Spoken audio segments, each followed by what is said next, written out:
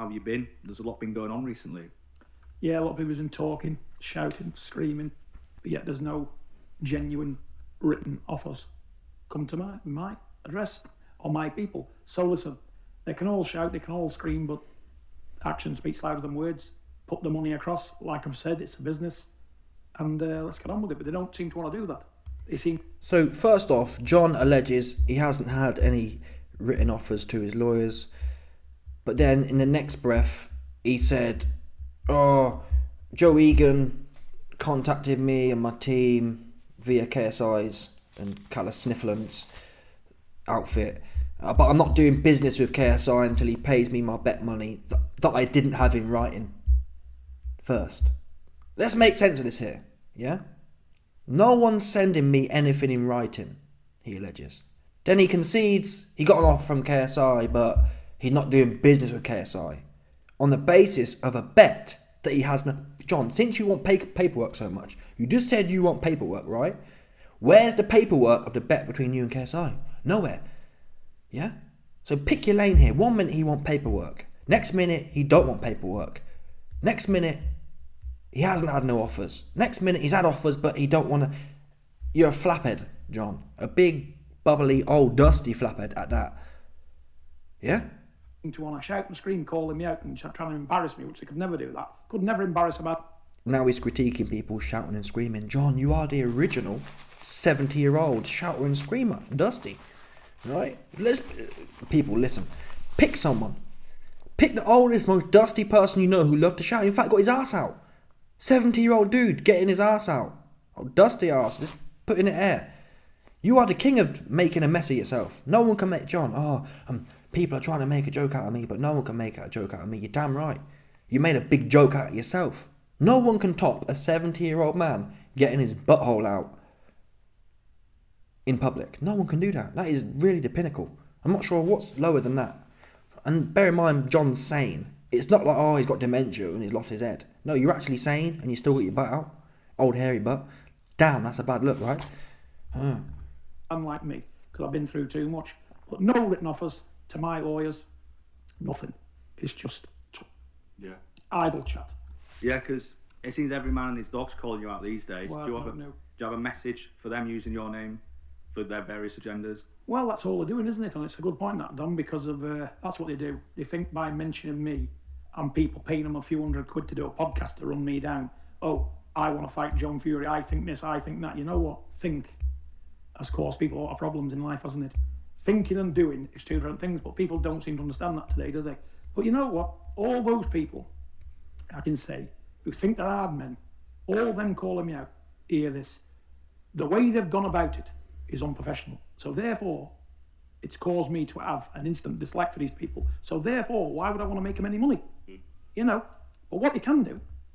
So John Fury is now alluding, oh, you called me out the wrong way, so why would I make you any money? You've put me in a bad mood. Listen to this guy. This guy was the one a few years ago, oh, Mike Tyson, oh. It was around the time that Mike fought Roy Jones, oh, any man under 50, oh. He's the original one. He started all this old dusty dude talk, right? No one before John Fury at 50+ year old was waffling. Even when Mike and Roy Jones fought, it wasn't... Mike Tyson didn't come out and say, oh, I'll fight you, Roy Jones. No, they just kind of got it on. John's the one who jumped on the internet, give it the rah-rah, and now his feelings are hurt. Oh, why would I want to make you any money? John, you flapped it, mate. That's the bottom line. 1 minute you're saying, pay me money. Next minute you're saying, well, even if you pay me money, my feelings were hurt because I'm a princess and you're meant to be a fighting man. Yeah, we've seen again and again. I think it's is it a McGuinness? I don't know. McGuinness maybe and the Dohertys or whatever. There was some 70, they look 75 to me. There was two old dudes, probably 20 years ago, two old dudes fighting. Yeah? That's what you do when you have a problem and you're really on your business. If you back your business, you fight. I didn't hear none of them guys, whatever two families they are, I didn't hear the old guy saying, well, actually he said something nasty about me, so I'm not going to fight you.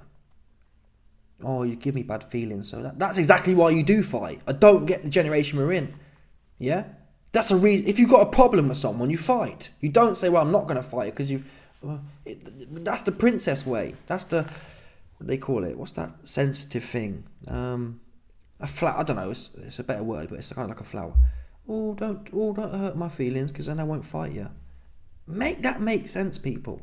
I won't fight you if you hurt my feelings. What? Isn't that, I don't know, are we back to front or something? That's exactly when you're supposed to want to fight. Especially for a fighting, man. What happened to the honour on your name? Yeah? Them man, I'm not saying it's right or wrong, them man fight over the honour on their name. If you call their name out, they want to fight you. For your shoes even, I've heard. If you call someone out of their name, they want to fight you for your shoes. I'll fight you for your shoes. Yeah, 100%, I'll fight you for them. And take them as well. Take your shoes off. You'd be walking to home barefoot with soggy socks. Fact. They'll fight you for them. That's the whole nature of the beast, right? This dude, he ain't trying to fight you for your shoes. He ain't trying to fight at all. He's trying to talk. And talk out of both sides of his mouth. 1 minute, he don't want to fight for money. I'll fight you for free. Next minute, I'll fight you. But you hurt my feelings first, so I won't. Madness. Ultimately, you're a flaphead. Yeah, you bottled it. You don't want to fight, John. It's okay. We know you're old. We know you never had no chops. John Fury in the prime of his career never had no chops. Again and again and again, I'll give you the evidence. Type into YouTube, John Fury versus Ross Garber. Type into YouTube, John Fury versus Henry Akinwande, the Black Skellington. Knock his prime ass out. Sparko toes were curling, mate. His toes were gurning on the floor like. Just proper wigging out. He was geeking. His toes were geeking. Yeah? He didn't have it then. So it's okay, John. I get why you don't want to fight. If I had that kind of hardware, I may well do. I don't know. But if I knew for a fact at 25, I had the hardware John Fury has, I'd get why I'm saying he's acting the way he's acting. But I don't have an ego. I'd come out and tell the truth. I'd say, listen people, you've all seen the evidence, yeah? I didn't have a chin at 25. What makes you think I want to get in there and do nothing? Do something at 60 now. Yeah? John could be honest and say, listen. John could be honest and say, listen. I have the fight in me.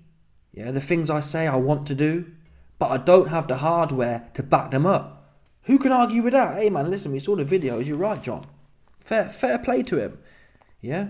I've got the dog in me, but I just don't have the hardware. I'm in a catch-22 here. I feel like I'm going to do something. I feel like I can do something. But the evidence is, Henry Akinwande touched me with a rangefinder and I was spark out for 5 minutes at 25. Yeah?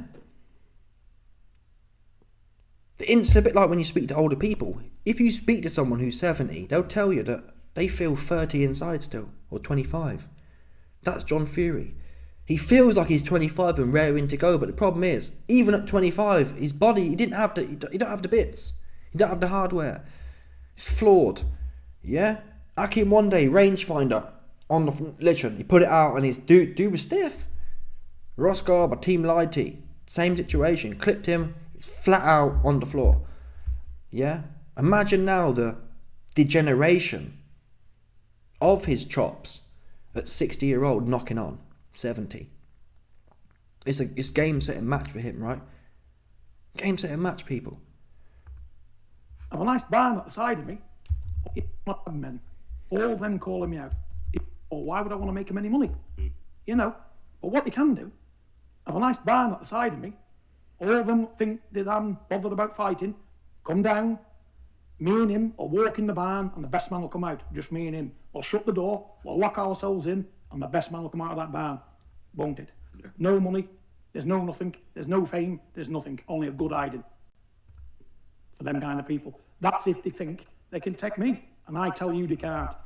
It's interesting you say that about fame.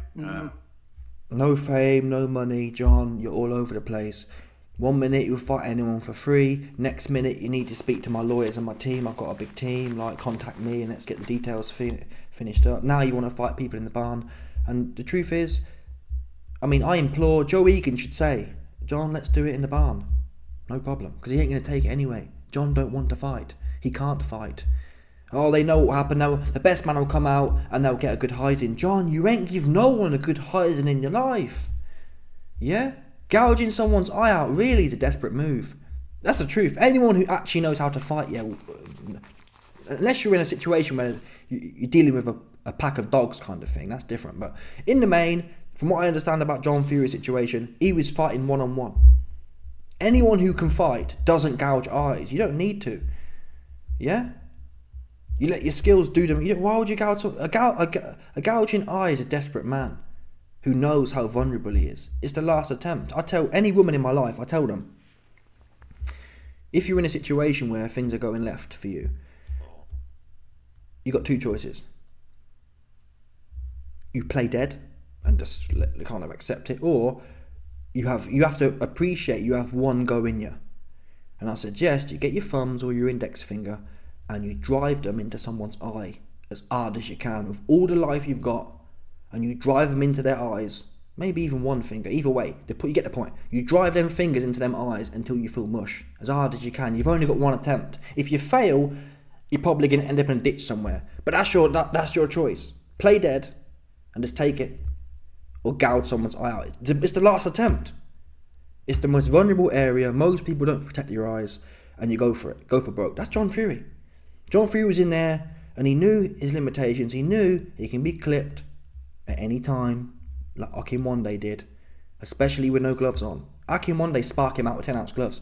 With bare knuckle, come on, you think bare knuckle? John can't take a bare knuckle. He couldn't take a 10-ounce rangefinder. He ain't taking a bare knuckle.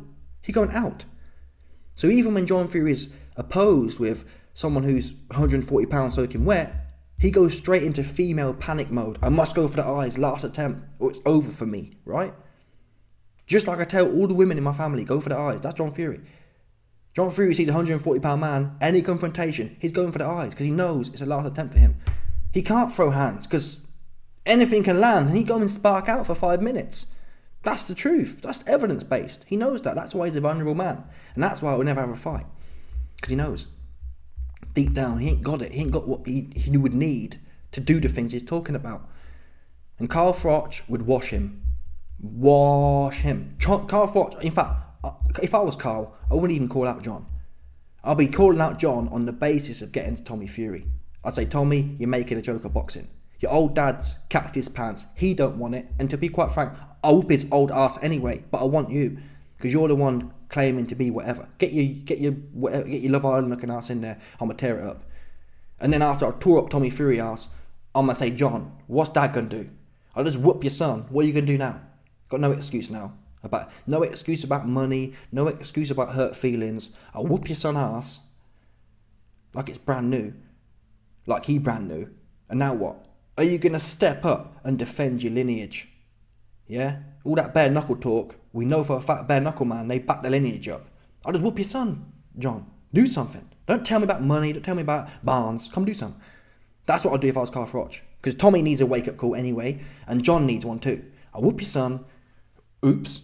Who can do something? It's time for Big Daddy to step up. But I believe if Carl Froch whooped Tommy, John wouldn't do nothing anyway. He'd know then, damn. The youngest one just got smoked. My old ass ain't good nothing. John would protect himself at all times.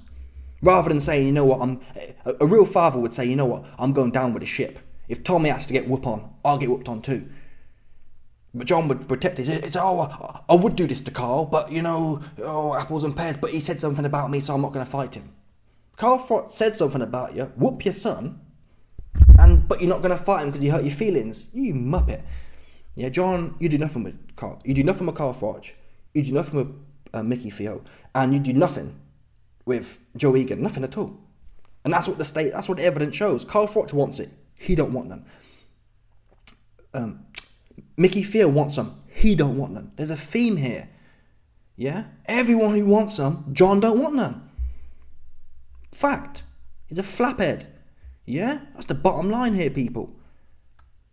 Anyway, let me know your thoughts. Smash the like button, subscribe, and let off the bell. 100%. No doubt.